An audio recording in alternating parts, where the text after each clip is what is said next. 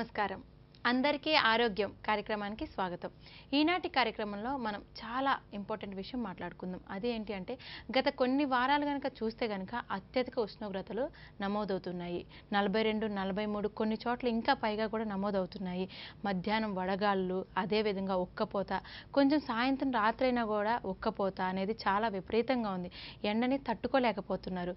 అసలు ఈ ఎండాకాలం ఎటువంటి జాగ్రత్తలు తీసుకోవాలి, ఈ వేసవి తాపాన్ని తగ్గించుకోవడానికి ఎటువంటి ఆహార నియమాలు పాటించాలి అనే దాని గురించి మనం ఈ రోజు మాట్లాడుకుందాం. హోమియో ద్వారా స్త్రీలకు, వృద్ధులకు వేసవి కాలంలో ఎటువంటి జాగ్రత్తలు తీసుకోవాలి అనే అంశం గురించి మనం ఈ రోజు మాట్లాడుకుందాం. మనతో మాట్లాడడానికి డాక్టర్ డి రమాదేవి గారు వచ్చేసారు, principal, doctor Gururaju government homoeopathy medical college Gudivada. మరి డాక్టర్ గారితో మాట్లాడదాం. నమస్కారం డాక్టర్ గారు. డాక్టర్ గారు, చూస్తున్నారు కదా గత వారం రోజులుగా ఉష్ణోగ్రతలు ఎంతో ఎక్కువగా నమోదవుతున్నాయి కాబట్టి అసలు ఈ వేసవి కాలంలో ఎటువంటి జాగ్రత్తలు తీసుకోవాలనే దాని గురించి చెప్పండి డాక్టర్ గారు. ఈ మధ్య కాలంలో మనము రాష్ట్రం అంతటా దేశం మొత్తం చూస్తూనే ఉన్నాము. విపరీతమైన వడగాలులు వీస్తున్నాయి. ఈ వాతావరణంలో మార్పుల వల్ల, ఈ అత్యధిక తేమ ఉండడం వల్ల ఈ వాతావరణంలో వేడికి వడగాలులు వీస్తున్నాయి. ఈ వడగాళ్ళు ఎఫెక్ట్ వల్ల ఏమవుతుందంటే ప్రజలు విపరీతంగా సఫర్ అవుతున్నారు. పర్టికులర్గా చిన్నపిల్లలు మరియు వృద్ధులు. వీళ్ళు ఈ ఈ వేడి ఎక్కువ తాపాన్ని భరించలేకపోతున్నారు. ఈ అత్యధిక వేడి వల్ల వాళ్ళకి చాలా మటుకు శరీరంలో పొక్కులు రావడము, తర్వాత సెగగడ్డలు అంటారు, అవి వస్తున్నాయి. చాలా ఇప్పుడు పొద్దున్నే వాళ్ళు పనికి వెళ్ళాలంటే చిన్నపిల్లలు ఎక్కువగా ఆడుకుంటూ ఉంటారు కాబట్టి వాళ్ళు they are prone to get this heat exhaustion more likely. అట్లానే వృద్ధులు కూడా, అంటే 60+ ఉన్న వాళ్ళు కూడా ఎక్కువగా ఈ యొక్క వడగాలు దెబ్బకు గురి అయ్యే ఛాన్సెస్ ఉన్నాయి. వీళ్ళకి ఇన్ కేస్ ఏదైనా పని ఉన్నప్పుడు వాళ్ళు ఏం చేయాలంటే 11 గంటల లోపలనే వెళ్ళి వాళ్ళ పనులు పూర్తి చేసుకొని వచ్చేసుకోవాలి.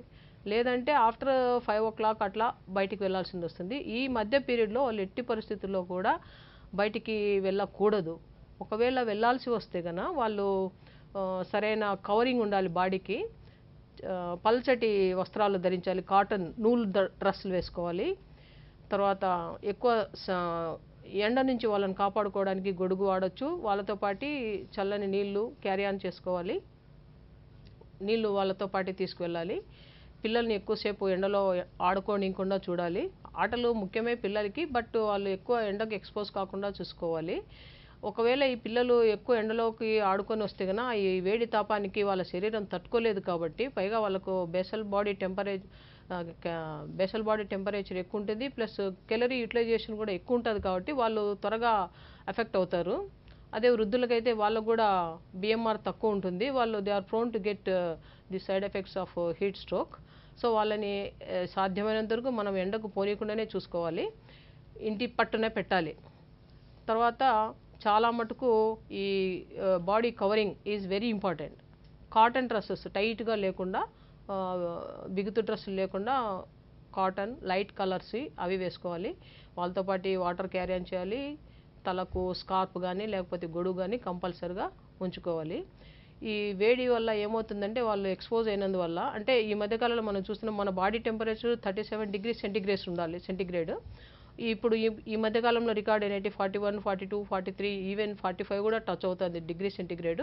సో ఇలాంటి వేడి గాలులకు మన శరీరము ఎక్స్పోజ్ అయినప్పుడు ఖచ్చితంగా మన బాడీలో చాలా మార్పులు వస్తాయి. ఎక్కువగా బయటికి వస్తూనే చాలామంది ఎండ తలనొప్పి వస్తుంది. ఫస్ట్ లక్షణం అదే వస్తుంది. వస్తానే చాలా మటుకు ఏం చేస్తారంటే వస్తానే వీళ్ళు గుటుగుటుగుట నీళ్ళు తాగేస్తారు. అస్సలు అట్లా చేయకూడదు. కొద్దిసేపు రిలాక్స్ అయ్యి నీడ పట్టున ఉండాలి. తర్వాత మరీ కూల్ వాటర్ లేకుండా మోడరేట్గా ఉండే వాటర్ తాగాలి. సో ఇట్లా తాగితే గన వాళ్ళకి ఈ హీట్ ఎగ్జాస్షన్ వల్ల వచ్చే సింకోపల్ అటాక్స్ ఇట్లాంటివన్నీ తగ్గిపోతాయి. సో వేడి ఎక్కువ ఉంది కదా అని అత్యధిక శీతల పానీయాలు కూడా తాగకూడదు అనమాట. సో మోడరేట్ వాటర్ తీసుకోవాలి. మరి అతిగా కూల్ ఉండకూడదు, అతిగా వేడి ఉండకూడదు, మోడరేట్ వాటర్ తీసుకోవాలి. ఫస్ట్ చేయాల్సిన ఎఫెక్ట్ అది, చేయాల్సిన ప్రత్యామ్నాయం. తర్వాత ఈ హెడేక్ ఒకటి వస్తుంది, నీరసము, ఈ ఎక్కువ స్వెట్టింగ్స్ వస్తాయన్నమాట, because they are expose to heat. ఒక మూమెంట్లో ఏమవుతుందంటే ఈ వేడికి బాడీ టెంపరేచర్లో అక్లమటైజేషన్ ప్రాబ్లమ్స్ వచ్చి ఒక మూమెంట్లో బాడీ డ్రై కూడా అయిపోతుంది. ఫస్ట్ ఏమో ఎక్కువ స్వెట్టింగ్స్ వస్తాయి, తర్వాత బాడీలో ఉండే వాటర్ అంతా ఎగ్జాస్ట్ అయిన వల్ల డ్రై అయిపోతుంది అనమాట, పెదవులు డ్రై అయిపోతాయి. తర్వాత యూరిన్ అవుట్పుట్ తగ్గిపోతుంది, వీక్నెస్ వస్తుంది. బాడీలో ఎప్పుడైతే ఎలక్ట్రోలైట్స్ స్వెటింగ్ ద్వారా బయటికి పోతాయో మజిల్ క్రాంప్స్ కూడా వస్తాయి అనమాట. సో వాళ్ళకి ఎక్కడ లేని నీరసము, నిస్సత్తువ, దేనిపైన ఇంట్రెస్ట్ లేకపోవడము. తర్వాత ఈ పరిస్థితుల్లో మనం వాళ్ళను సరిగా గమనించకుండా అలాగే వదిలిస్తే ఒక్కోసారి సింకోపల్ అటాక్లో వచ్చి అన్కాన్షియస్ స్టేజ్లో కూడా వెళ్ళిపోతారనమాట. కాబట్టి ఇలాంటి సిచ్యుయేషన్ రాకుండా ఉండాలి అంటే మనం వాళ్ళని షేడింగ్ ఏరియాస్లో పెట్టాలి. ఒకవేళ నడవాల్సిన పరిస్థితి ఉంటే అక్కడక్కడ బ్రేక్ తీసుకోవాలి, కొద్దిసేపు కూర్చోవాలి చల్లని ప్రదేశంలో. అది ఏమి ఏసీ రూమే కానక్కర్లేదు, చెట్ల కింద నీడున్నా సరిపోలే, లేదా గ్రీన్ హౌస్ లాంటివి గ్రీన్ రూఫ్ కిందైనా కూర్చోవచ్చు. అట్లా వాళ్ళకి కొంచెం ఫస్ట్ ఎయిడ్ లాగా చేసుకోవాలి. తర్వాత వాళ్ళకి స్వెటింగ్స్ ద్వారా ఎక్కువ బాడీ వాటర్ లాస్ అయిపోయింది కాబట్టి డీహైడ్రేషన్ అనేది వెరీ వెరీ ఇంపార్టెంట్. అంటే బాడీకి మనకు తగినంత వాటర్ సప్లై చేయాలి, ఖచ్చితంగా చేయాలి.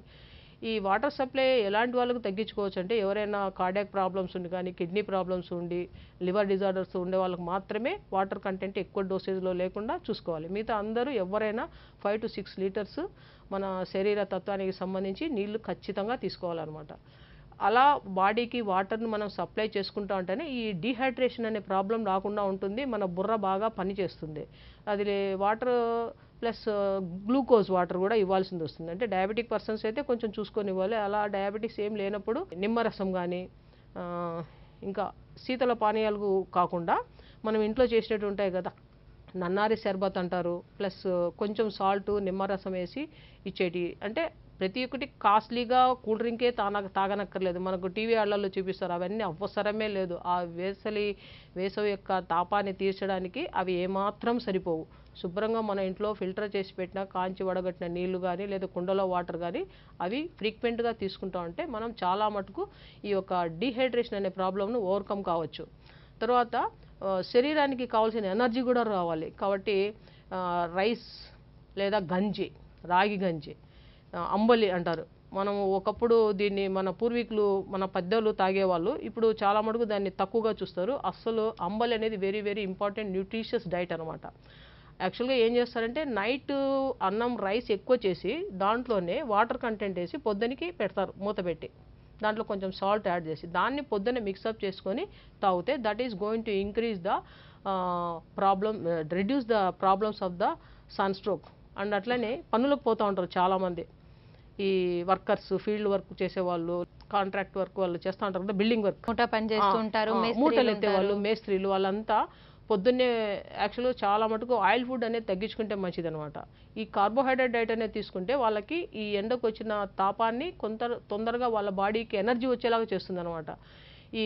ఇందాక చెప్పినట్లు అంబలి అట్లాంటివి చాలా గుడ్ న్యూట్రిషియస్ డైట్ అనమాట వాళ్ళకి.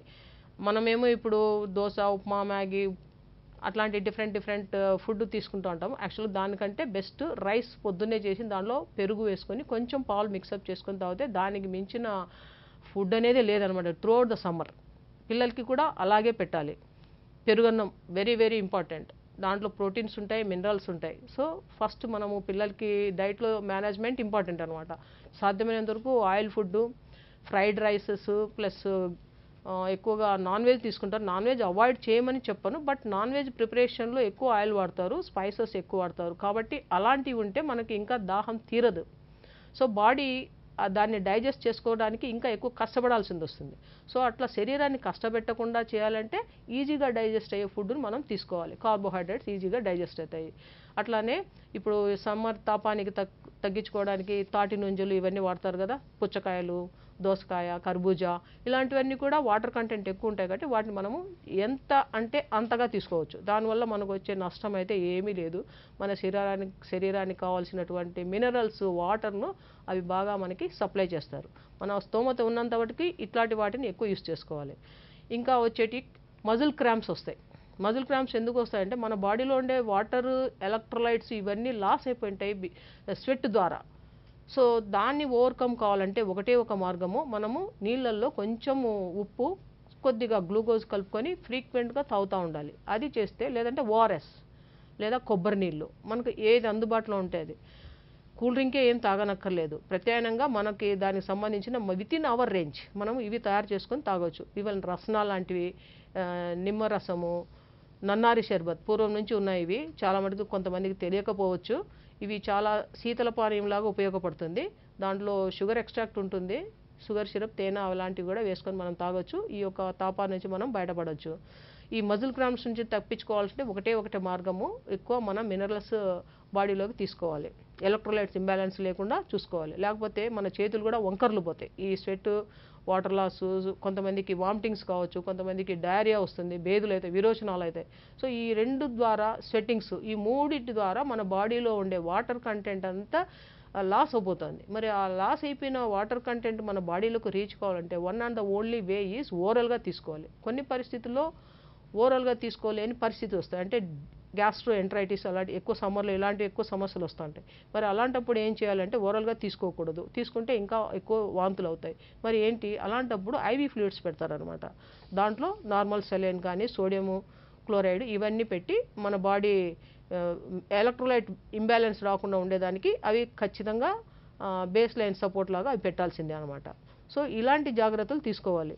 పచ్చళ్ళు, మనం సమ్మర్ వచ్చిందంటే చాలా మటుకు పచ్చళ్ళ పైన కోరిక పోతుంది అనమాట. మామిడికాయ పచ్చడి ఫ్రెష్ ఇవన్నీ తింటాం. ఓకే, తిన్నప్పుడు బాగానే ఉంటుంది. బట్ తిన్న తర్వాత ఏమవుతుందంటే మన కడుపులో కొంచెం ఈ కారము మసాలాలు ఎక్కువ పడినాయి కాబట్టి దాహం ఎక్కువగా వస్తుంది, కడుపులో మంట వస్తుంది. సో ఇవన్నీ మనము కొని తెచ్చుకున్న సమస్యలు. తినాలనుకుంటే కొంచెం లైట్గా తినొచ్చు, కానీ ఎక్కువగా మితిమీరి ఏది తినకూడదు. ఒక పూట యోగి, 2 పూటలు తింటే భోగి, 3 పూటలు తిన్నామంటే రోగి అంటారు.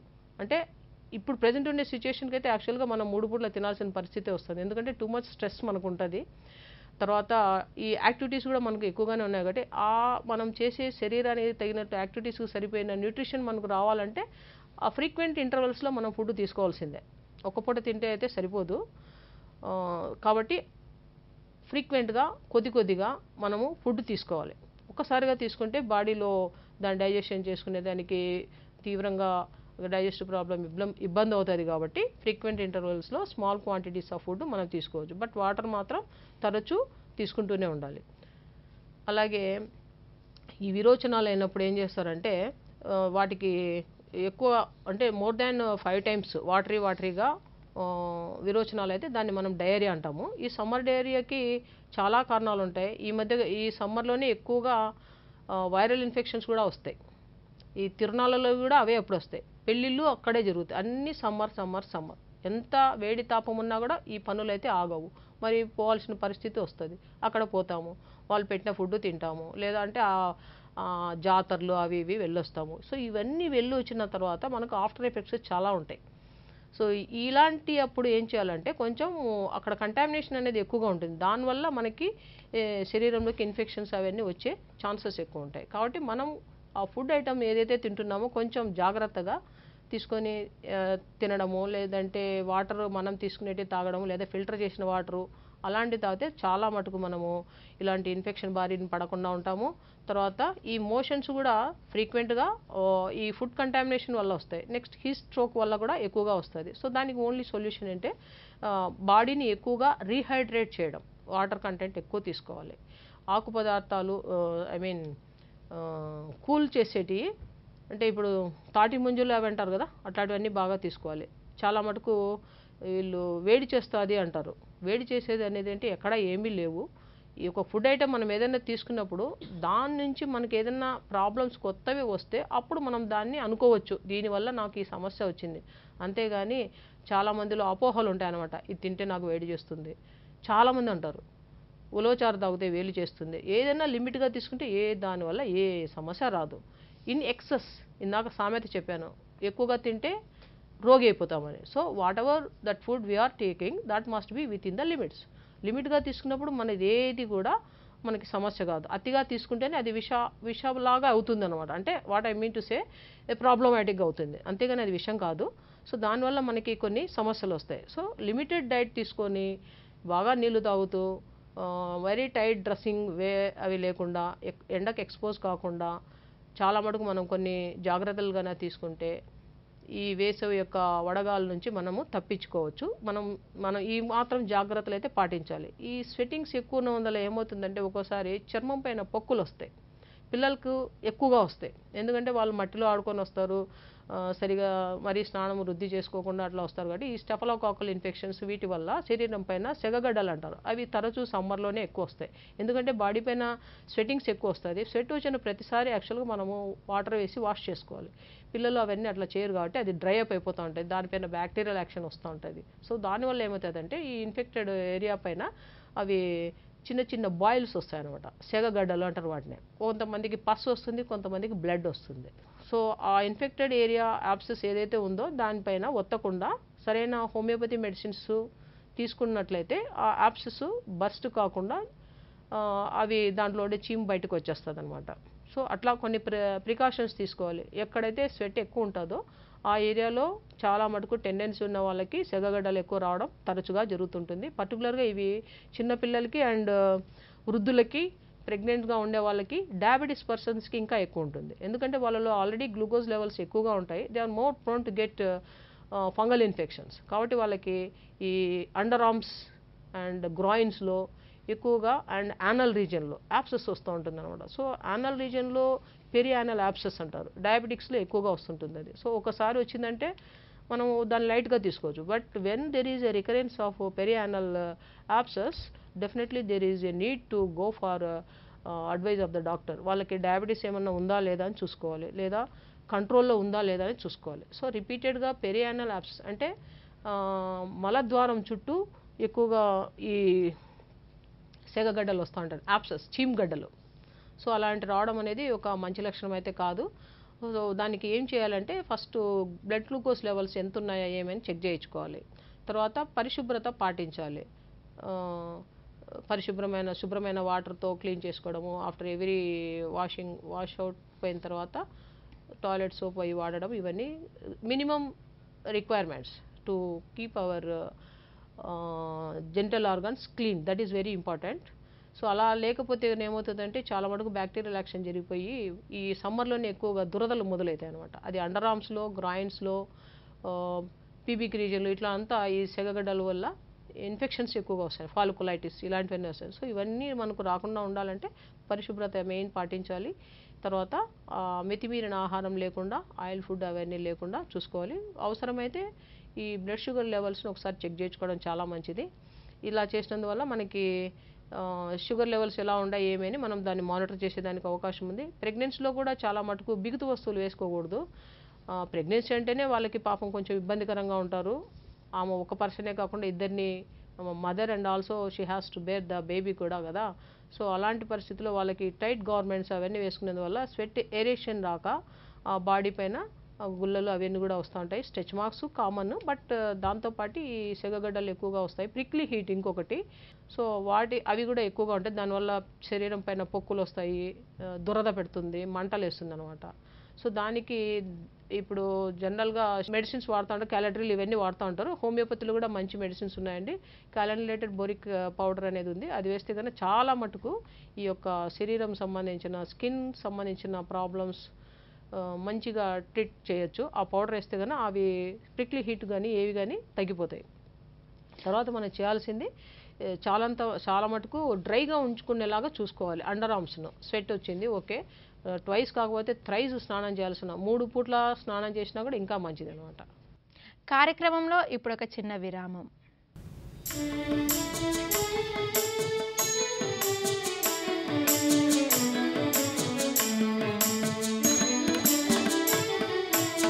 శుభాష సుధాశాల ప్రభాకళ వికాసాల శుభాహ్వాన గానమై తిలకించగ పిలిచే. శుభాష సుధాశాల ప్రభాకళ వికాసాల శుభాహ్వాన గానమై తిలకించగ పిలిచే. శభాషాంధ్రప్రదేశమై విహరణకై వెలిసే. శభాషాంధ్రప్రదేశమై విహరణకై వెలిసే. శభాష్ ఆంధ్రప్రదేశ్ కార్యక్రమం ప్రతి శనివారం రాత్రి 7:30 తిరిగి ఆదివారం ఉదయం 9 గంటలకు మీ దూరదర్శన్ సప్తగిరిలో ప్రసారమవుతుంది. ఇప్పుడు మధుమేహంతో ఇబ్బంది పడేవారు అంటే వృద్ధులు అన్నాం కాబట్టి వాళ్ళు కొంచెం ఈ ఎండ తాపానికి ఏంటంటే మధ్యాహ్నానికి నీరసించిపోతారు. ఒక్కోసారి తినమన్నా కూడా తినరు. సాయంత్రం అయ్యేటప్పటికి ఆయాసం వచ్చి నీరసించి అలా పడిపోతుంది. నెక్స్ట్ డే వచ్చేటప్పటికేమో చాలా ఇబ్బంది పడుతూ ఉంటారు. కాబట్టి ఈ వృద్ధుల్లో ముఖ్యంగా ఈ బీపీ షుగర్తో ఇబ్బంది పడేవారు ఎటువంటి జాగ్రత్తలు తీసుకోవాలి, ఎటువంటి ఆహారాన్ని తీసుకోవాలని చెప్పండి డాక్టర్ గారు. ఖచ్చితంగానండి 60+ ఈ ఏజ్లో ఉండే వాళ్ళకి షుగరు, డయాబెటీస్ ఇవన్నీ డయాబెటీస్ అండ్ హైపర్ టెన్షన్ ఇవన్నీ కామన్గానే ఉంటాయి. బట్ వీళ్ళకి ఎక్కువగా నీరసం అనేది ఎక్కువగా వస్తుంటుంది. ఈ చెమట వల్ల కావచ్చు, అధికంగా మూత్రం పోయినందువల్ల కావచ్చు, లేకపోతే వాళ్ళు సరిగా ఆహారం తీసుకున్నందువల్ల కానీ వాళ్ళలో బ్లడ్ గ్లూకోజ్ లెవెల్స్ తరిగిపోతూ ఉంటాయి. కాబట్టి వాళ్ళకి ఏం చేయాలంటే వాళ్ళు రొటీన్గా వాళ్ళు వేసుకునే మెడిసిన్ వాళ్ళకి ఇచ్చేస్తూ నీడ పట్టున ఉండమని చెప్పాలి. తర్వాత తక్కువ క్యాలరీస్ ఉండే ఫుడ్ను ఫ్రీక్వెంట్గా అప్పుడింత ఇవ్వాలి. అట్లా ఇచ్చినందువల్ల వాళ్ళలో బ్లడ్ గ్లూకోజ్ లెవెల్స్ పెరగవు, వాళ్ళకు నీరసం రాదు. సో వాటర్ కంటెంట్ ఎక్కువ ఉండేటి, క్యాలరీస్ తక్కువ ఉండే ఫుడ్ ఇవ్వాలి. లైక్ ఇప్పుడు మనకు రోడ్డు మీద ఎక్కడ చూసినా పుచ్చకాయలు అవన్నీ దొరుకుతూ ఉంటాయి కదా, మస్క్ మిలను, వాటర్ మిలను, ఇట్లాంటివి, కుకుంబర్, ఇలాంటివన్నీ వాళ్ళకి ఫ్రీక్వెంట్గా కట్ చేసి ఇవ్వడమో, లేకపోతే దాన్ని జ్యూస్ కొట్టేయడమో. బటర్ మిల్క్ అన్నిటికంటే ముఖ్యమైనది, వెన్న తీసినది. ఆ బటర్ మిల్క్ మనం వాళ్ళకి ఇచ్చినా కూడా చాలా మటుకు వాళ్ళు ఇలాంటి వేసవి తాపాల నుంచి బయటపడతారు. మనం వాళ్ళని పట్టించుకోకుండా ఆ టైంకి సరైన మందులు ఫుడ్ ఇంటేక్ సరిగా లేకపోతే ఎలాంటి వాళ్ళైనా కూడా నీరసపడిపోతారు. సో వాళ్ళకి డీహైడ్రేషన్ వచ్చి గిడ్డినెస్ వచ్చేసి ఒక స్టేజ్లో అన్కాన్షియస్ స్టేజ్లోంచి అలాగే కోమాలో కూడా వెళ్ళిపోతారు. సో మనం అంతవరకు వాళ్ళకి రానికుండా వాళ్ళు ఎప్పుడైతే కంప్లైంట్ నీరసంగా ఉంది, నాకు తలనొప్పి ఉందని చెప్తారే, కాళ్ళు లాగుతున్నాయని చెప్తూనే వెంటనే వాళ్ళకు రీహైడ్రేషన్ అనేది ఖచ్చితంగా చేయాలి. అంటే నీళ్ళని ఎక్కువగా అధిక శాతంలో వాళ్ళకు బాడీకి రీచ్ అయ్యేలాగా చూడాలి. తర్వాత ఈ గ్లూకోజ్ కంటెంట్, లో కార్బోహైడ్రేట్ డైట్. డయాబెటీస్ అన్నారు కాబట్టి వాళ్ళకి ఎక్కువ షుగర్ శాతం పెరగకుండా లో కార్బోహైడ్రేట్ డైట్ వాళ్ళకి ఇచ్చుకోవాలి. ఈవెన్ డ్రై ఫ్రూట్స్ కూడా దాన్ని ఎక్స్ట్రాక్ట్ చేసినట్టు కానీ జ్యూసులాగా కానీ తరచూ ఇచ్చుకుంటూ ఉండాలి, ఎక్కువ క్యాలరీస్ లేనేటి ఫుడ్. సో అలా చేసినట్లయితే చాలా మటుకు మనం వాళ్ళను రక్షించుకున్న వాళ్ళం అయిపోతాం. తర్వాత ఎండలో ఎట్టి పరిస్థితుల్లో తిరగనీయకూడదు. సో సాధ్యమైనంత వరకు గ్రీన్ షేడెడ్ ఏరియాలో పెట్టాలి వాళ్ళకి మన చుట్టూ. అందుకనే ఇప్పుడు ఉండే పరిస్థితుల్లో చెట్లనంతా కొట్టేయడాలు జరిగిపోతున్నాయి, బిల్డింగ్స్ కట్టేస్తున్నారు. కాబట్టి మన వేసవి తాపాన్ని తగ్గించుకునే మార్గాలు కూడా లేవు. కాబట్టి మన ఇంట్లో మనం చిన్న మొక్కలు మనం నాటుకున్నా కూడా దాని నుంచి వీచే ఫ్రెష్ ఎయిర్ మనకి చాలా మటుకు ఉపయోగపడుతుంది. ప్రతి ఒక్కరు ఏసీలే పెట్టుకోండి అని నేను చెప్పను, బట్ మనకున్నంత రేసులో ఆ కిటికీలకి చాపలు లాంటివి వేస్తారు, నన్నారి శర్బతి వేర్లు పెడతారు, దానికి నీళ్లు కొట్టుకుంటున్నా కూడా ఒక కూలర్ పెట్టినా కూడా మంచి చల్లని గాలి వీస్తుంది. సో అలాంటిది కూడా మనం యూజ్ చేయొచ్చు. దాని నుంచి మనకి ఎలాంటి టాక్సిక్ కార్బన్ డైఆక్సైడ్ అవన్నీ ఎక్సెస్ రిలీజ్ కావడం అట్లాంటివన్నీ ఏముండవు. మన వంతు మనము పర్యావరణానికి మనం మేలు చేసిన వాళ్ళమే అయిపోతాం అనమాట. ఈ మధ్యకాలంలో ప్రతి ఒక్క ఇంట్లో ఫ్రిడ్జ్ ఇవన్నీ మినిమం రిక్వైర్మెంట్స్ అయిపోతున్నాయి. సో దీనివల్ల మన అవసరాలు పెరిగే కొద్దీ మన వాతావరణాన్ని మన చేతులారా మనమే చెడగొట్టేస్తున్నాం. సో దీనివల్ల వచ్చే టాక్సిక్ ఎఫెక్ట్స్ అన్నీ ఇప్పుడు మనము, తర్వాత మన పిల్లలు, తర్వాత వాళ్ళ జనరేషన్, ఇవన్నీ ఇట్లా రోజుకు ఈ యొక్క టాక్సిక్ ఎఫెక్ట్స్ పెరిగిపోతూనే ఉన్నాయి. మరి దీనికి సొల్యూషన్ ఏంటంటే మనం వాడుకల్లో ఇలాంటివి చాలా మటుకు ఎలక్ట్రికల్ ద్వారా వచ్చేటి టాక్సిక్స్ను మనం తగ్గించుకునే మార్గాలు ఉన్నాయి. ఎక్కువగా పూర్వకాలం పద్ధతులు వాడినట్లయితే కొంత వరకు మనం ఈ యొక్క పర్యావరణాన్ని, మన వాతావరణాన్ని మనం కాపాడుకోవచ్చు. ఫ్రిడ్జ్లే అన్నిటికీ మూలం కాదు కదా, ఫ్రెష్ ఐటమ్స్ ఎప్పుడప్పుడు చేసుకున్నా కూడా సరిపోతుంది. కుండలు, మట్టి కుండలు, ఈ రాజస్థానీ కుండలు ఇవన్నీ ఉన్నాయి కదా, ఆ కుండల్లో మనం నీళ్లు పెట్టుకుని తాగినా కూడా స్వచ్ఛమైన వాటర్, అంటే మనం ఫిల్టర్ చేసిన వాటర్ని దాంట్లో వేసుకొని తాగితే బాగా చల్లగా. ఈవెన్ మేము కూడా ఇప్పుడు అవే వాడుతున్నాం. కుండలో వేసుకుని తాగిన నీళ్ళు చల్లగా ఉంటాయి. తర్వాత ఇప్పుడు చెప్పినట్లు వెంటిలేటర్స్కి, కిటికీలకి, పరదాలకి వేర్లు, సుగంధపాల వేర్లు అనేవి ఉంటాయి. అవి పెట్టి దానికి వాటర్ క్యూరింగ్ చేసుకుంటారు, చల్ల గాలి ఇస్తుంది అనమాట. సో కొంతవరకు ఇలా చేసినందువల్ల మనం ఈ యొక్క side effects of electric excess యూసేజ్ను తగ్గించవచ్చు. మన చుట్టూ ఉన్నంతలో మనం చెట్లు పెంచుకోవాలి. చెట్లు పెంచినందువల్ల మనకి ఫ్రెష్ ఎయిర్ కూడా వస్తూ ఉంటుంది. సో మా ఇంట్లో కూడా నేను చాలా మటుకు చెట్లను పెంచుకున్నాను. ఎందుకంటే మన వంతు మనం కృషి చేయాలి కదా, ఎవరో చేస్తారని మనం ఎప్పుడు అనుకోకూడదు. మనం ఏం చేశాము అనేది ఇంపార్టెంట్. సో మనం ఈరోజు ఒక చెట్టు పెంచి దానికి నీళ్లు వేసి ఒక పెంచుదల అనేది మనం చేస్తే మన పిల్లలు మన ఇంట్లో గమనిస్తారు అది. సో ఇలా చేయాలి, చెట్లను పెంచాలి. చెట్లను పెంచితే దీనికి వల్ల మనకు చాలా ఉపయోగాలు ఉన్నాయి. వర్షాలు కురుస్తాయి. సో వర్షం వచ్చిందంటే మనకి వేడి తాపము ఇవన్నీ ఉండవు కదా అనేది వాళ్ళకి ఒక చిన్న లెసన్ లాంటిది మనం చిన్నప్పటి నుంచే మనం ఫీడ్ చేసినట్టు ఉంటుంది. సో ఓకే డాక్టర్ గారు, ఇప్పుడు చాలామంది ఇంట్లో ఉండి కూడా ఎండకి వంట చేయటం, ఎండలో పనులు చేసుకోవడం వల్ల, అదేవిధంగా కొంతమంది బయట పని చేయాల్సి వస్తుంది. ఈ ఎండకి ఎక్స్పోజ్ అయ్యి రావటం వల్ల వాళ్ళకి ఒకసారిగా వాంతులు, విరోచనాలు అయ్యి కళ్ళు తిరిగి పడిపోవటం, అలానే చూస్తే కనుక టెంపరేచర్ ఎక్కువగా నమోదు అవటం జరుగుతూ ఉంటుంది కదా.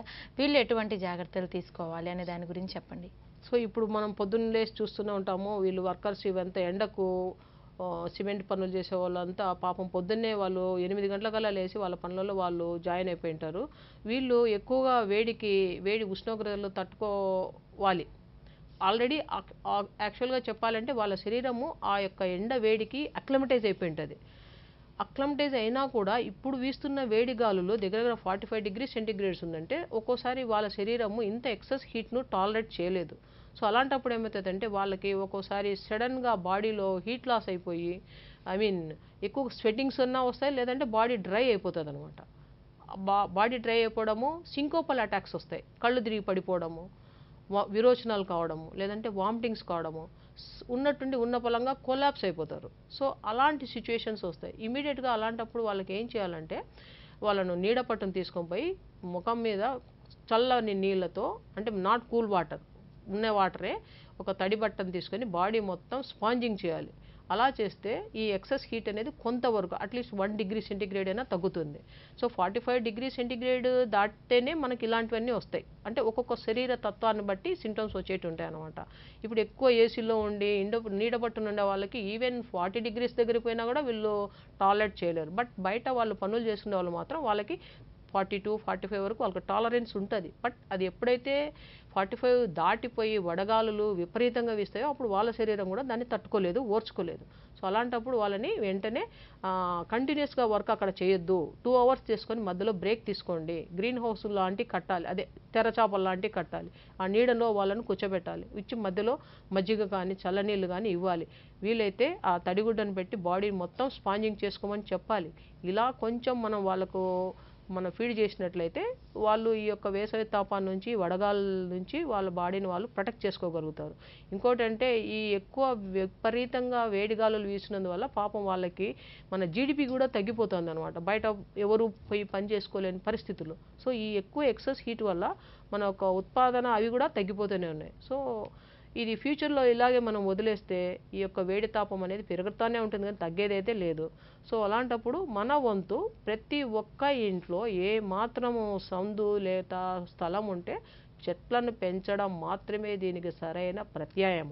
ప్లస్ వాటర్ని వేస్ట్ చేసుకోకుండా ప్రతి ఒక్కరు ఒక్కొక్క డ్రాప్ను కూడా వేస్ట్ చేసుకోకుండా మనము వాటర్ను ప్రొటెక్ట్ చేసుకోవాలి, రక్షించుకోవాలి. వీలైతే వర్షంలో వచ్చినప్పుడు మనం ఇంకుడు గుంతలను అలా కట్టించుకున్నట్లయితే మనము వాటర్ను స్టోరేజ్ చేసి బాడీ గ్రౌండ్ వాటర్ లెవెల్ను మనము కాపాడుకున్నట్లయితాం. రేపు వెంటనే ఇప్పుడు చాలా మటుకు నీటి ఎద్దడి ప్రతి ఏరియాలో మనం చూస్తూనే ఉన్నాము. ఇవన్నీ ఎందుకు వస్తున్నాయి? ఇవన్నీ మనం చేసే నెగ్లిజెన్స్ వల్లనే వస్తున్నాయి.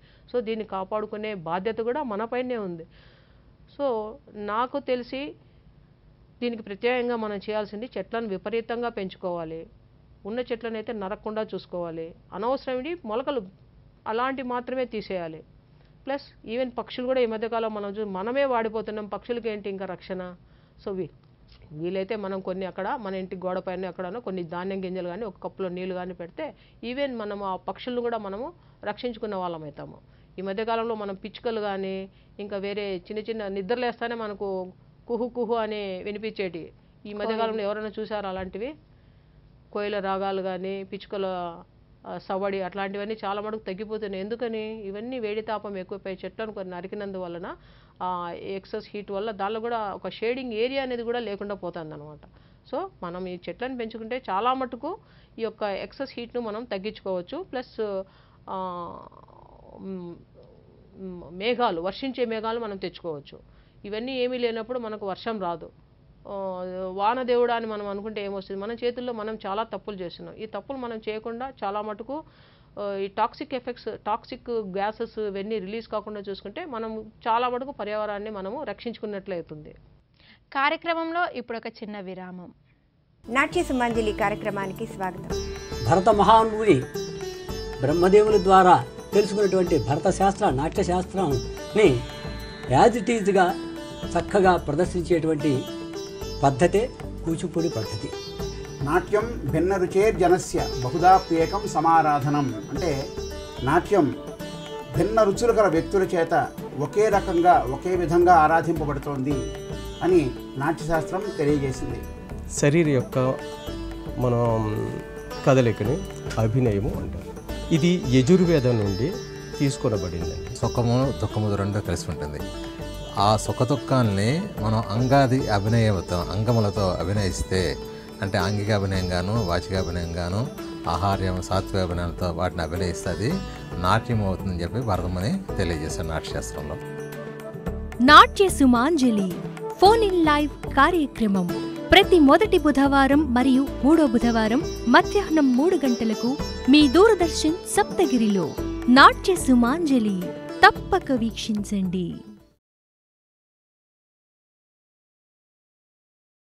వడదెబ్బ తగిలి అదేవిధంగా ఏమన్నా అలా నీరసించి పడిపోయిన కడుదిరిన ఇలాంటి వాళ్ళకి మన హోమియోలో ఎటువంటి సదుపాయాలు అందుబాటులో ఉన్నాయి? ఖచ్చితంగానండి. ఫస్ట్ మన దగ్గరికి ఆ పేషెంట్ వస్తేనే మనం వీళ్ళు ఎక్కడ తిరిగినారు ఏమనేది హిస్టరీ తీసుకోవాల్సింది వస్తుంది. ఎక్కువసేపు ఏమైనా ఎండలో ఎక్స్పోజ్ అయినారా, ఎంతసేపు ఉన్నారు, ఏం పని చేసేస్తారు అంటే ఎందుకు ఏం పని చేస్తారంటే వాళ్ళు ఎక్కువ ఎక్స్పోజర్ టు సన్ ఏమైనా ఉందా అని దాన్ని తెలుసుకోవడానికి ఈ హిస్టరీ అడుగుతాము. తర్వాత వాళ్ళు వస్తానే కొంచెం ఒక 5 మినిట్స్ వాళ్ళని కూర్చోబెట్టి బీపీ అన్ని చెక్ చేయాలి. బీపీ నార్మల్గా ఉందా లేదా, మరీ పడిపోయిందా, లేదంటే ఎక్కువగా ఏమన్నా ఉందా, నెక్స్ట్ హార్ట్ రేట్ ఎంత ఉంది, పల్స్ రేట్, ఇవి ఖచ్చితంగా పారామీటర్స్ చూడాల్సిందే. దీన్ని చూసినందువల్ల ఏమవుతుందంటే ఆ యొక్క పర్సన్ను మనం అసెస్ చేయగలము వీళ్ళు okay is he in good condition or not అనేది. ఈ పారామీటర్స్ ఫస్ట్ మనం చూసేసుకొని తర్వాత వాళ్ళకి హైడ్రేషన్ థెరపీ ఇచ్చుకుంటూ వాళ్ళకి ఏవైతే కంప్లైంట్ ఫర్ ఎగ్జాంపుల్ ఎండకు ఎక్కువ పోయి వచ్చినారు, ఎండలో ఎక్కువ ఉన్నాడు, సో మాకు దానికి సంబంధించి నేట్రమోర్ అనే హోమియోపతి మెడిసిన్ చాలా మంచిది ఉంది, అండ్ అట్లానే గ్లోనైన్ అనే మెడిసిన్ ఉంది, నేట్రమ్ కార్బ్, చాలా మెడిసిన్స్ ఉన్నాయన్నమాట, శాంగునేరియా, బెలడోనా, ఇలా రకరకాల మందులు ఉన్నాయి. కానీ అందరికీ ఒకే మందు అయితే ఇండికేట్ కాదు.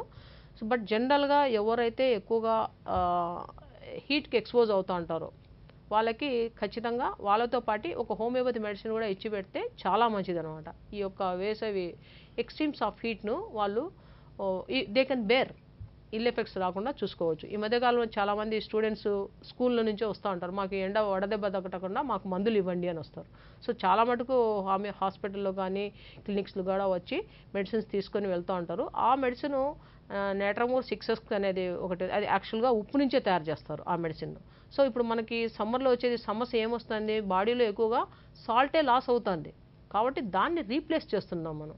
సో 6X నేట్రమోర్ 6S అనేది డైలీ 3 ట్యాబ్లెట్స్ అంటే ఏ బాడీ ఏజ్ని బట్టి వేసుకుంటారు అనమాట. అలా వద్దు మేము డైలీ వేసుకోలేమనుకుంటే వారానికి ఒకసారి కానీ 200 పొటెన్సీలో అట్లా 15 రోజులకు ఒకసారి ఒక డోస్ వేసుకున్నా కూడా వాళ్ళకి యొక్క వేసవి తాపా నుంచి చాలా మటుకు తగ్గించుకోవచ్చు. ఈ సన్ స్ట్రోక్ ఎఫెక్ట్స్ ఏమీ రావు అనమాట. అలా చేసి మనం వాళ్ళకి ట్రీట్మెంట్ ఇవ్వచ్చు. బట్ మెడిసిన్ ఇచ్చినా కూడా వాళ్ళకు అవసరాన్ని బట్టి ఒకవేళ డీహైడ్రేషన్ ఎక్కువ ఉందనుకోండి సెలైన్ అయితే ఇవ్వాల్సిందేను. డాక్టర్ గారు అదేవిధంగా గర్భిణీ స్త్రీలో కూడా ప్రెగ్నెంట్ ఉమెన్ కూడా ఈ టైంలో చాలా ఎక్కువగా ఇబ్బంది పడుతూ ఉంటారు.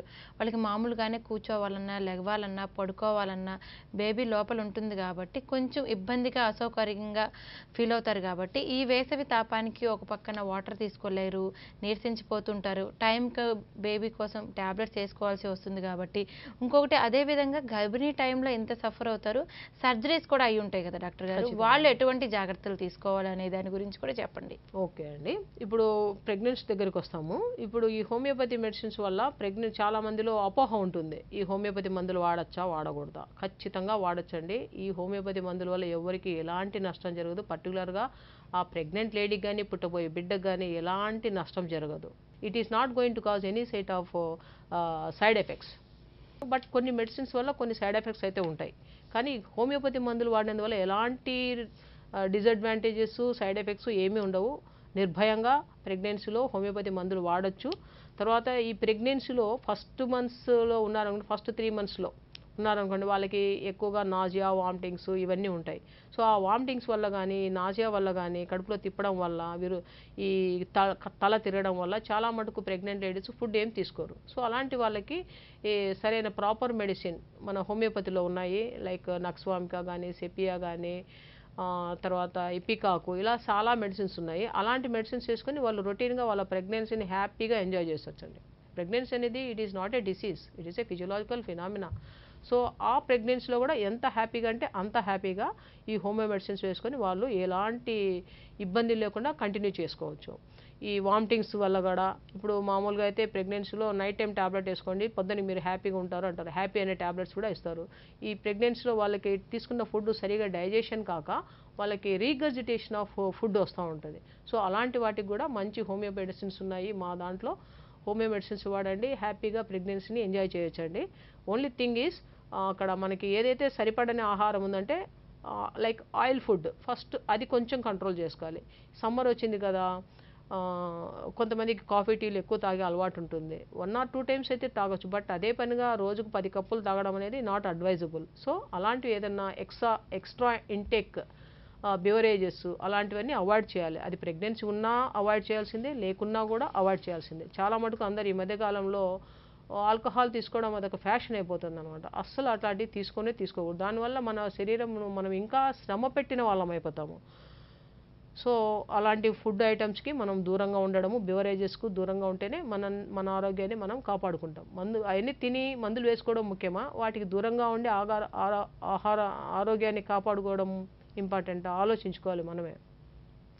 సో ప్రెగ్నెన్సీలో నిర్భయంగా హోమియో మెడిసిన్స్ వాడచ్చు. ఈ ఏదైతే మార్నింగ్ సిక్నెస్ ఇవన్నీ ఉంటాయో, కొంతమందికి చాక్ పీస్ తినాలి, మట్టి తినాలి అని ఇట్లాంటి కొంచెం పికా లైక్ సిమ్టమ్స్ ఉంటాయి. వాటిని కూడా మనం ఈజీగా హోమియోపతి మెడిసిన్స్ వల్ల తగ్గించవచ్చు.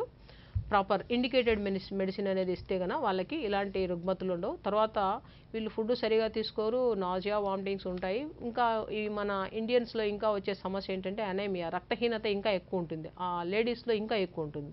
సో ఈ అనేమియా అనేది ప్రెగ్నెన్సీలో 10 grams ఆఫ్ హిమోగ్లోబిన్ కంటే తక్కువ ఉంటే మనం వాళ్ళను రక్తహీనతగా పరిగణించవచ్చు. ఈవెన్ WHO కూడా దాన్ని రక్తహీనతగానే పరిగణిస్తుంది. అందుకనే స్త్రీలు వాళ్ళ ఫుడ్ ఐటమ్స్లో మంచి ఐరన్ రిచ్ డైట్ ఉండేలాగా తీసుకోవాలి.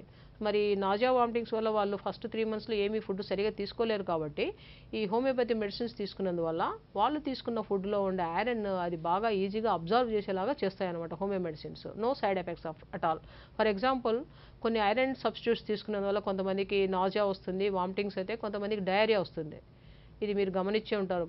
ఇవన్నీ వేరే సిస్టమ్ ఆఫ్ మెడిసిన్లో ఉంటాయి. కానీ మా హోమియోపతి మెడిసిన్లో మాత్రం ఎలాంటి వామిటింగ్స్ రావు, ప్లస్ లూజ్ మోషన్స్ కూడా కాదనమాట. ఐరన్ సబ్స్టిట్యూట్స్ తీసుకున్నందువల్ల జనరల్గా that is the side effect. But ఇక్కడ హోమియో మెడిసిన్స్ అనేది తీసుకున్నందువల్ల అది ఈజీగా అబ్జర్వ్ అవుతుంది.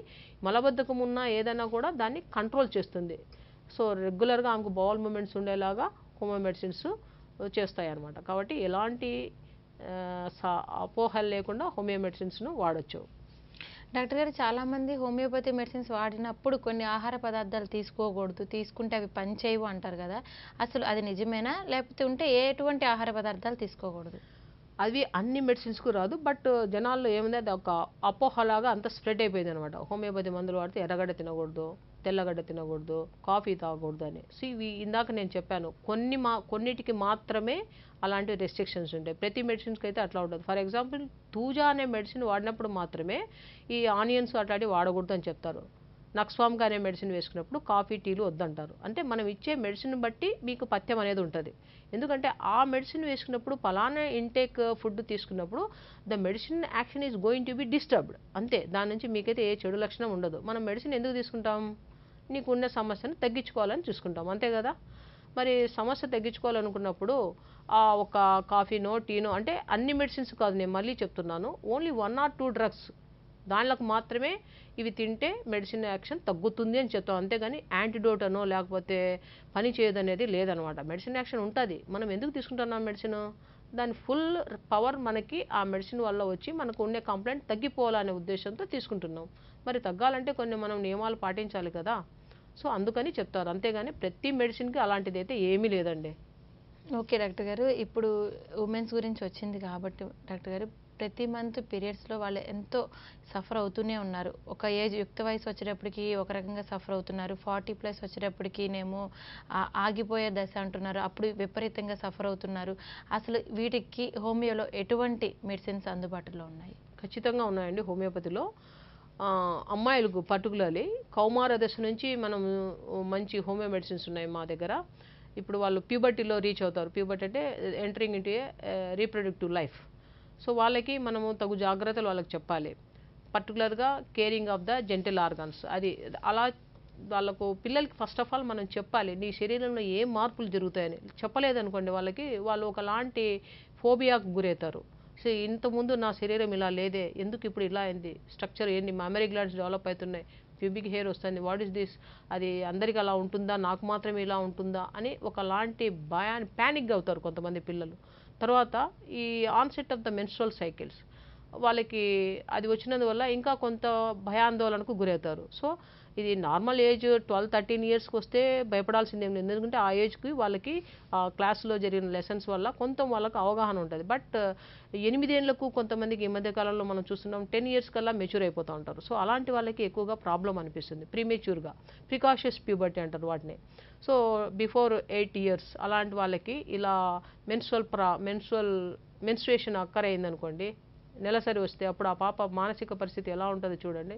అంతవరకు బాగా అందరితో ఆడుకున్న పిల్ల ఏకదమ్మున మెన్స్ట్రుయేషన్ వచ్చిందని ఆ పిల్లని ఇంట్లో కూర్చోబెట్టేసి పనులు చేసుకోకుండా ఎలా చేస్తాయి, అప్పుడు ఆ పాప మానసికంగా ఆందోళన ఎక్కువ గురవుతుంది. మోరోవర్ బాడీలో ఉండే చేంజెస్ ఆ పిల్లకి ఒకలాంటి డిస్టర్బెన్స్ లాగా అవుతుంది అనమాట. సో పేరెంట్స్ జనరల్గా ఏం చెప్పాలంటే అమ్మాయిలు అయితేనా, సో పలానా ఏజ్కి నీకు శరీరంలో ఈ మార్పులు వస్తాయనేది కంపల్సరీగా చెప్పాలి, వాళ్ళకి చెప్పాలి. నీకు ఎప్పుడైనా సడన్గా ఏదైనా డిశ్చార్జ్ లాంటిది నోటీస్ అయింది అనుకోండి, బ్లీడింగ్ లాగా వచ్చింది అనుకోండి, అది ఇమ్మీడియట్గా మీ టీచర్ కానీ లేకపోతే ఇంట్లో పేరెంట్స్ కానీ ఇన్ఫామ్ చేయాలని చెప్పాలి. అలా చేస్తే వాళ్ళలో కొంచెం అవేర్నెస్ మనం క్రియేట్ చేసినట్టు ఉంటుంది. అందుకని ఈ మధ్యకాలంలో సెక్స్ ఎడ్యుకేషన్ అనేది పెడుతున్నారు. అంటే it does not mean that they have to learn the things. But ఎందుకు చెప్తున్నారు, what are the changes that happen in your body, మన శరీరంలో ఏం జరుగుతున్నాయి అది వాళ్ళు తెలుసుకోవాల్సిన అవసరం ఎంతైనా ఉంది. సో ఇలాంటి లెసన్స్ వల్ల వాళ్ళకి ఇప్పుడు ప్యూబర్టీలో నేను రీచ్ అయినాను, నా శరీరంలో ఏ మార్పులు జరుగుతాయి అని అమ్మాయికి ఒక అవగాహన వచ్చిందనుకోండి, అమ్మాయి భయపడే సమస్య ఉండదు కదా. సో ఇలాంటి అపోహల్ని భయాలను పారద్రోలడానికి కోసమే స్కూళ్ళల్లో ఇప్పుడు క్లాసెస్లో అవి ఇంట్రడ్యూస్ చేస్తుంటారు అనమాట. తర్వాత అతి పిన్న వయసులోనే అంటే ఇందాక చెప్పినట్టు ప్రికాషియస్ ప్యూబర్టీ ఇలాంటివి వచ్చినప్పుడు వాళ్ళకి మనము కౌన్సిలింగ్ ఇవ్వాలి. అంటే 8 ఇయర్స్ ఆర్ 10 ఇయర్స్ లోపల వాళ్ళు మెచ్యూర్ అయిపోయినారు. సో వాళ్ళకు ఒకలాంటి గిల్టీ కాన్షియస్ ఉంటుంది, నేను ఇంత అర్లీగా అయిపోయినాను నేను. ఇవి అందరికీ సహజంగా జరగదు ప్రికాషియస్ ప్యూబర్టీ అనేది. అంటే పీరియడ్స్ త్వరగా వాళ్ళకి అర్లీ ఏజ్లోనే రావడం అనమాట. అది ఎందుకు వస్తుందంటే దీంట్లో కొంచెం హెరిడిటీ రీజన్ ఉంటుంది. హెరిడిటీ అంటే వంశపారంపర్యంగా రావచ్చు. అండ్ ఇంకోటి ఏంటంటే ఈ మధ్యకాలంలో మనం గమనిస్తున్నాం ప్రతి ఒక్కరూ 1 or none లేదంటే మా పీరియడ్కి హమ్దో హమ్కుదో అది ఒక ట్రెండ్ అనమాట. మేమిద్దరు మాకిద్దరు పిల్లలు అనేది. సో ఇప్పుడు ఏం చేస్తున్నారంటే ఇద్దరు పిల్లలు కాదని ఒక బిడ్డతోనే ఫుల్ స్టాప్ పెడుతున్నారు. సో ఒక బిడ్డ వచ్చే లోపల ఏం చేస్తున్నారు వీళ్ళు, ఉన్నదంతా మనకే కదా అని చెప్పేసి పిల్లల్ని బాగా న్యూట్రిషియస్ లెవెల్స్లో బాగా హై లెవెల్స్లో పోతుంది అనమాట గ్రోత్. నార్మల్గా ఉండాలి ఏదైనా growth, but when the nutritious food is more than their daily requirement, so body ఏమవుతుందంటే ఎక్కువగా గ్రోత్ వచ్చేస్తారు పిల్లలు అర్లీగా. So they are looking more than the normal age.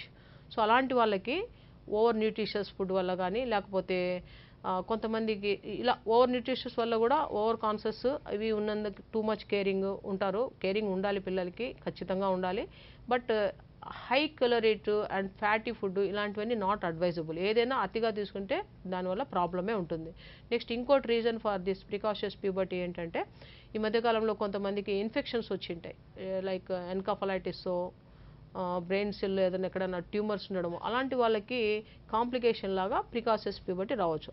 Other than that వాళ్ళకి మిగతా ఏమీ లోపాలు అయితే ఉండదన్నమాట. ఒకటి జెనెటిక్ టెండెన్సీ కావచ్చు, ఇంకొకటి ఎక్కువగా ఓవర్ న్యూట్రిషన్, ప్రీమెచ్యూర్గా మెచ్యూర్ కావడము, నెక్స్ట్ లేదంటే ఏదన్నా ప్రీవియస్ ట్యూబర్క్యులోస్ మెనింజైటిస్ అట్లా ఏదైనా ఉన్న వాళ్ళకి వస్తుంది అనమాట. సో అలాంటి వచ్చినప్పుడు ఒకసారి డాక్టర్ దగ్గర చెకప్ చేయించుకుంటే మంచిది అనమాట. ఇది నార్మల్గా is it A normal thing or something abnormal అనేది అదొకటి.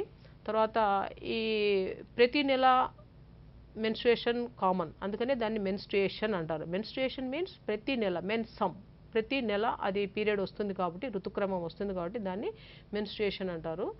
దీంట్లో కొంచెం amount of blood, mucus, unfertilised ovum ఇవన్నీ ఎస్కేప్ అవుతూ ఉంటాయి. That is a normal thing. ఇది 3 to 5 days బ్లీడింగ్ అనేది జరగాలి.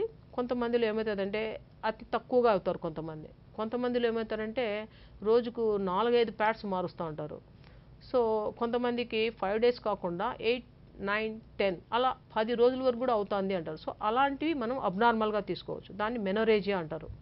అంటే ఎవరిలో అయితే నెల కరెక్ట్గా వస్తుంది 28 days or 30 days, but the duration of bleeding అనేది ఏమవుతుందంటే పెరిగిపోతూ ఉంటుంది అనమాట. Instead of bleeding for 3 to 5 days they may bleed for 8 days, 9 days or 10 days like that. So ఇలా జరిగితే ఏమవుతుంది, తన శరీరంలో ఉండే చాలా మటుకు ఐరన్ కంటెంట్ బ్లడ్ అంతా లాస్ అయిపోతుంది.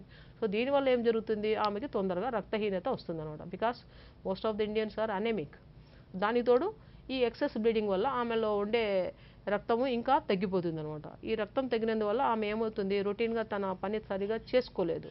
Lakh of interest in studies, lack of concentration and easily getting tiredness, palpitation, exertional dyspnoea ఇలాంటివన్నీ వస్తాయన్నమాట. సో ఎప్పుడైతే వీళ్ళు ఈ సింటమ్స్ చెప్తున్నారో అది ఒక రోజుతో వచ్చిన సమస్య అయితే కాదనమాట. It happens for the past 6 months or 1 year నుంచి ఉంటేనే ఇలాంటి సిమ్టమ్స్ వస్తాయన్నమాట. కాబట్టి ప్రతి ఒక్క గర్ల్ ఆర్ ఫీమేల్కి వాళ్ళ మెన్స్ట్రల్ రిథమిసిటీ అనేది వెరీ ఇంపార్టెంట్. ప్రెగ్నెన్సీ లేనప్పుడే ఖచ్చితంగా వాళ్ళకి ప్రతి 28 రోజులకు కానీ ప్రతి నెలకు కానీ పీరియడ్ రావాలి.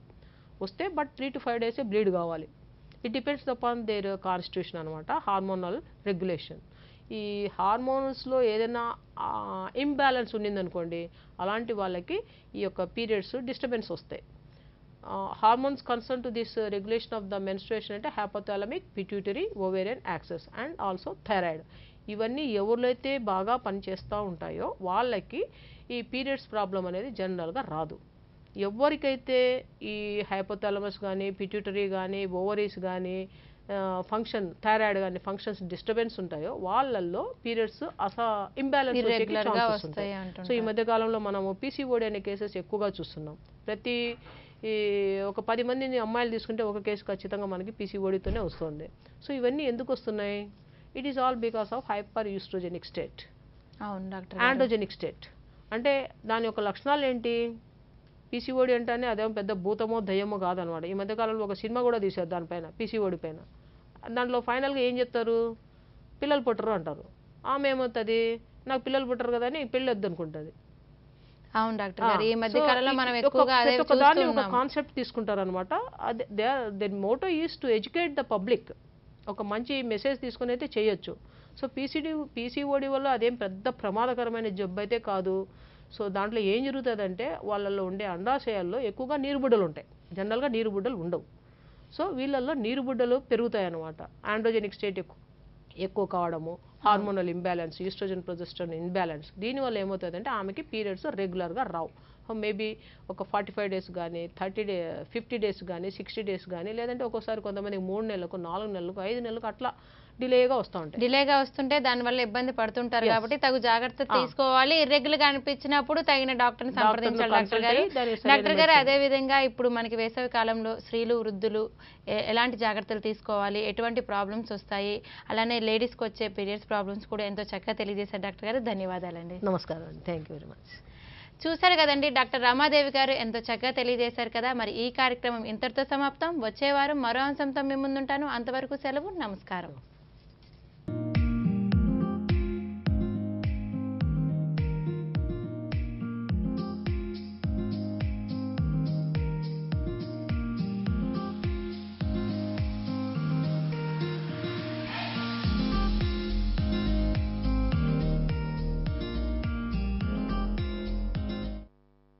మా కార్యక్రమంపై మీ అభిప్రాయాలు తెలియజేయగలరు.